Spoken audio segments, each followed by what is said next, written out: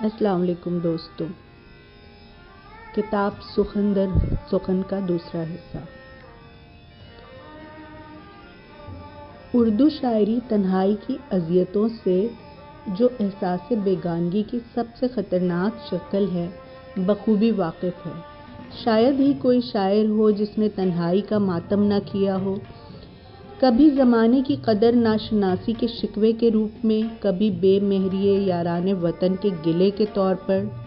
لیکن فیض صاحب کی تنہائی میں بے سود انتظار کا جو کرب ہے، تنہائی کو یکجائی میں بدل دینے کی جو تڑپ ہے، وہ ہم کو کہیں اور نہیں ملتی۔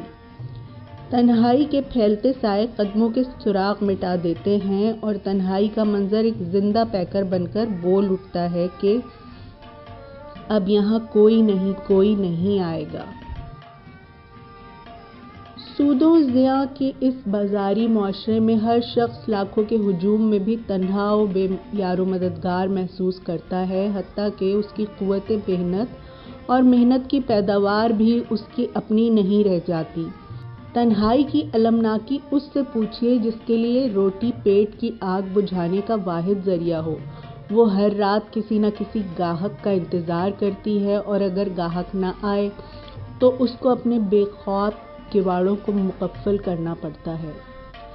شاعر نے اپنی نفسیاتی الجھنوں کا حل تو تلاش کر لیا، مگر یہ سوال باقی رہا کہ شاعروں کے قبیلے کا گرد و پیش کی زندگی سے کوئی واسطہ ہے یا محبوب خوش ادا کی ثنا و صفت ہی اس کا کام ہے۔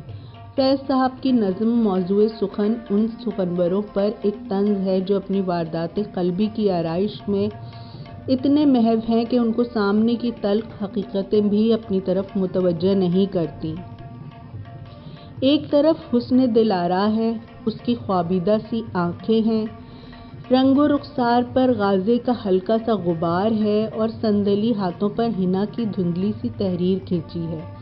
دوسری جانب صدیوں کے سرخ و سیاہ سائے ہیں، موت اور زیست کی صفارائی ہے، حسین کھیت ہیں جن میں فقط بھوک اگتی ہے، قید خانے کی پراسرار دیواریں ہیں، جل بجھے جن میں ہزاروں کی جوانی کے چراغ اور خوابوں کی مقتل گاہیں ہیں۔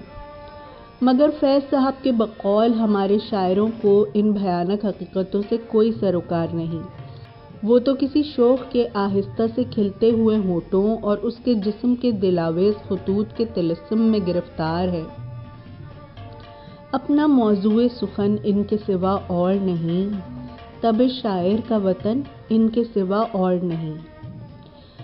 فیض صاحب بڑے صلح پسند اور ٹھنڈی طبیعت کے آدمی تھے۔ ان کا لہجہ عموماً بہت نرم ہوتا تھا، حتیٰ کہ ان کی للکار کی لے بھی بہت مدھم ہوتی تھی۔ وہ جلالی نہیں بلکہ جمالی شاعر تھے، مگر ان کی نظم بول کے لب آزاد ہیں تیرے نقش فریادی کے طرز فغاں سے بالکل جدا ہے اور ان کے مزاج سے بالکل مختلف۔ سچ تو یہ ہے کہ ایسی رجزیہ نظم فیض صاحب کے قلم سے پھر کبھی نہ نکلی۔ موضوع کی رعایت سے مختصر بحر کا انتخاب، لفظوں کی کفایت، جذبات کا جوش و جلال اور دلیرانہ للکار۔ البتہ فیض صاحب کی نظم کتے ہم لوگوں کو بہت بری لگی، کیونکہ انہوں نے یہ حقارت آمیز استعارہ عوام کے لیے استعمال کیا تھا، اور وہ بھی ایسے زمانے میں جب آزادی کی جدوجہد شباب پر تھی اور لوگ جاگ اٹھے تھے، لہٰذا ان کی سوئی ہوئی دم ہلانے کی ضرورت باقی نہ تھی۔ 12 بجے کے قریب جب محفل برخاست ہوئی تو ہم لوگوں پر نقش فریادی کا اتنا اثر تھا کہ سارے راستے اسی کی گفتگو ہوتی رہی۔ ہم لوگوں کو جب اپنا کوئی پسندیدہ شعر بھول جاتا تو بجلی کے کھمبے کے پاس رک کر کتاب کے ورق الٹنے لگتے۔ اس واقعے کو 2-2.5 برس گزر گئے، یہاں تک کہ دوسری جنگ عظیم شروع ہو گئی اور ہٹلر کی فوجوں نے ایک ہی حلے میں مغربی یورپ کو رون ڈالا۔ فرانس نے ہتھیار ڈال دیے، پیرس پر نازیوں کا جھنڈا لہرانے لگا اور برطانوی فوجوں نے بڑی مشکل سے بھاگ کر جان بچائی۔ تب 22 جون 1941 کو ہٹلر نے اچانک سوویت یونین پر حملہ کر دیا اور چند ماہ کے اندر ہی نازی سپاہ لینن گراڈ اور ماسکو کے مضافات تک پہنچ گئیں۔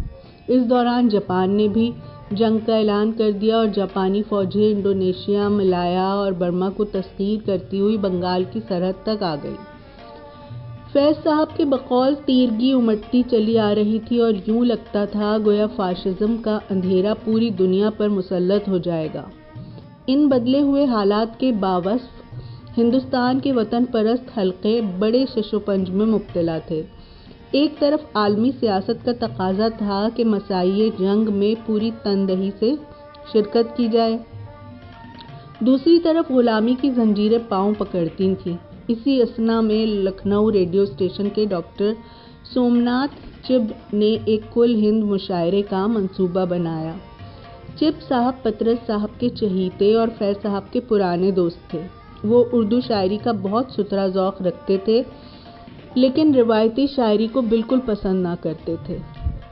لہٰذا مشاعرے میں شرکت کے لیے انہوں نے فیض، مخدوم محی الدین، مجاز، جانثار اختر، سردار جعفری اور جذبی کو دعوت دی، مگر پرانی نسل کے کسی شاعر کو نہیں بلایا۔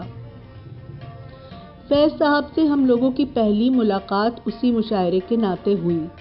وہ صاحبزادہ محمود الظفر اور ان کی بیوی ڈاکٹر رشید جہاں کے ساتھ ٹھہرے تھے۔ صاحبزادہ محمود الظفر اور رشید جہاں کا نام ہم نے افسانوں کے مجموعے انگارے کے سلسلے میں سنا تھا۔ یہ مجموعہ، جس میں محمود الظفر اور رشید جہاں کے علاوہ سجاد ظہیر اور پروفیسر احمد علی کے افسانے بھی شامل تھے، 1933-34 میں شائع ہوا تو رجت پرست حلقے میں تہلکہ مچ گیا۔ ملاؤں نے ان افسانوں پر فحاشی اور عریانی کا الزام لگایا۔ اخباروں اور جمعہ کے خطبوں میں افسانہ نگاروں کو گالیوں سے نوازا گیا، اور جب ان دشنام طرازیوں سے بھی تسکین نہ ہوئی تو حکومت سے مطالبہ کیا جانے لگا کہ انگارے کو ضبط کر لیا جائے۔ ڈاکٹر رشید جہاں کو تو اغوا اور قتل کی دھمکیاں بھی دی گئیں، مگر ان پر ان گیدڑ بھپکیوں کا کوئی اثر نہ ہوا اور یہ شور و غوغا چند مہینوں میں فرو ہو گیا۔ صاحبزادہ محمود الظفر رامپور کے شاہی خاندان سے تعلق رکھتے تھے۔ ان کی ساری تعلیم یورپ میں ہوئی تھی۔ انگریزی میں شعر کہتے تھے، افسانے لکھتے تھے اور بڑے اچھے تنقید نگار تھے۔ لندن سے واپسی پر وہ کچھ عرصے تک پنڈت جواہر لال نہرو کے سیکریٹری رہے تھے، اور جب جنگ چھڑی تو ان کو بھی اپنے کمیونسٹوں کے ساتھ دیولی کیمپ میں نظر بند کر دیا گیا۔ وہ چند ماہ پہلے ہی رہا ہو کر آئے تھے اور صوبائی کمیونسٹ پارٹی کے سیکریٹری مقرر ہوئے تھے۔ کمیونسٹ پارٹی 18-19 سال کے بعد پہلی بار غیر قانونی جماعت قرار دی گئی تھی۔ لکھنؤ ریڈیو کا مشاعرہ بہت کامیاب رہا۔ اس مشاعرے میں مخدوم نے اپنی مشہور نظم اسٹالن بڑے جوش سے پڑھی تھی اور سارا ہال تعریفوں سے گونج اٹھا تھا۔ آخر میں فیض صاحب کی باری آئی تو انہوں نے اپنی 2 نظمیں اے دل بیتاب ٹھہر اور سیاسی لیڈروں سے سنائیں، جو حالات کے عین مطابق تھیں۔ فیض صاحب کو اس حقیقت سے انکار نہ تھا کہ وطن ہنوز غلام ہے اور ابھی زنجیر چھنکتی ہے پس پردہ ساز، لیکن ان کے بقول نازیوں کی یلغار کے باعث تیرگی ہے کہ امٹتی ہی چلی آتی ہے۔ وہ جانتے ہیں کہ محبان وطن فاشزم کی فتح نہیں چاہتے، نہ ان کو غلبہ ظلمت منظور ہے، تو ایسی صورت میں کیا یہ مناسب ہے کہ ہم اس معرکہ ظلمت و نور کے خاموش تماشائی بنے ہاتھ پر ہاتھ دھرے بیٹھے رہیں؟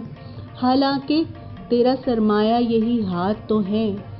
کیا ہم یہ پسند کریں گے کہ یہ ہاتھ، جو ہماری قوت تخلیق کے اظہار کا ذریعہ ہیں، قلم ہو جائیں؟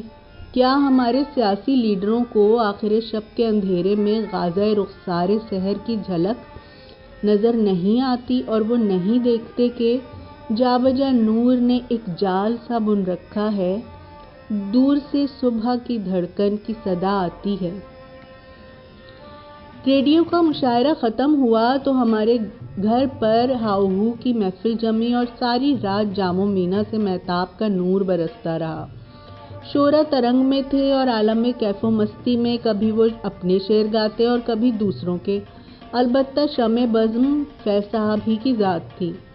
انہوں نے پیار سے ہم سبوں کے دل موہ لیا تھا اور تکلف کے تمام حجابات دور ہو گئے تھے۔ جس کسی کو نقش فریادی کی کوئی نظم یا غزل یاد آ جاتی تو وہ خود سنانے لگتا یا فیض صاحب سے فرمائش کر دیتا اور فیض صاحب کو فرمائش پوری کرنی پڑتی۔ اس لطف صحبت کو کئی مہینے بیت گئے۔ اس اثنا میں فیض صاحب نے ہیلی کالج آف کامرس لاہور سے، جہاں وہ انگریزی پڑھاتے تھے، استعفیٰ دے دیا اور فوج کے شعبہ نشر و اشاعت سے وابستہ ہو کر دہلی منتقل ہو گئے۔ سردار جعفری اور مجھ کو سجاد ظہیر نے بمبئی طلب کر لیا، جہاں وہ کمیونسٹ پارٹی کے 7 روزہ اخبار قومی جنگ کے ایڈیٹر مقرر ہوئے تھے۔ بمبئی نیشنلسٹوں کا شہر تھا۔ وہاں کی صنعتی اور کاروباری زندگی پر وطن پرستوں کا قبضہ تھا۔ مل مالک، ساہوکار اور بڑے دکاندار گجراتی یا پارسی تھے، البتہ مزدور زیادہ تر مرہٹا تھے یا شمالی ہندوستان سے آئے ہوئے ہندو و مسلمان آبادکار، جنہوں نے بمبئی میں مستقل سکونت اختیار کر لی تھی۔ آل انڈیا ٹریڈ یونین کانگریس کا دفتر بھی وہیں تھا۔ شام کے وقت جب مل مزدور کام سے چھوٹتے تو دادر، بریل اور ورلی کی سڑکوں پر تل دھرنے کو جگہ نہ ملتی اور یوں لگتا گویا کوئی فوج گزر رہی ہے۔ فلمی صنعت کا سب سے بڑا مرکز بھی ان دنوں بمبئی ہی تھا۔ بمبئی ٹاکیز کی فلموں نے، جن کی روح رواں دیویکا رانی تھیں، سارے ملک میں دھوم مچا رکھی تھی۔ بمبئی ٹاکیز کی بدولت ہندوستانی فلموں کا معیار بہت اونچا ہو گیا تھا اور شریف گھرانوں کے پڑھے لکھے نوجوان لڑکے اور لڑکیاں فلموں میں کام کرنے لگے تھے۔ بمبئی ٹاکیز کے علاوہ وہاں اور بھی بہت سے اسٹوڈیوز تھے، جن میں محبوب اسٹوڈیو اور کاردار اسٹوڈیو بہت بڑے تھے۔ فلمی صنعت کے فروغ کی وجہ سے بے شمار موسیقار، اداکار، آرٹسٹ اور ادیب روزی روزگار سے لگے ہوئے تھے۔ بمبئی سے ان دنوں انگریزی، ہندی، گجراتی، مرہٹی سے قطع نظر اردو کے بھی کئی روزنامے اور 7 روزہ اخبار شائع ہوتے تھے۔ اردو کے بہت سے چوٹی کے ادیبوں، شاعروں نے بھی اپنی قسمت آزمائی کے لیے بمبئی کو ہی منتخب کیا تھا۔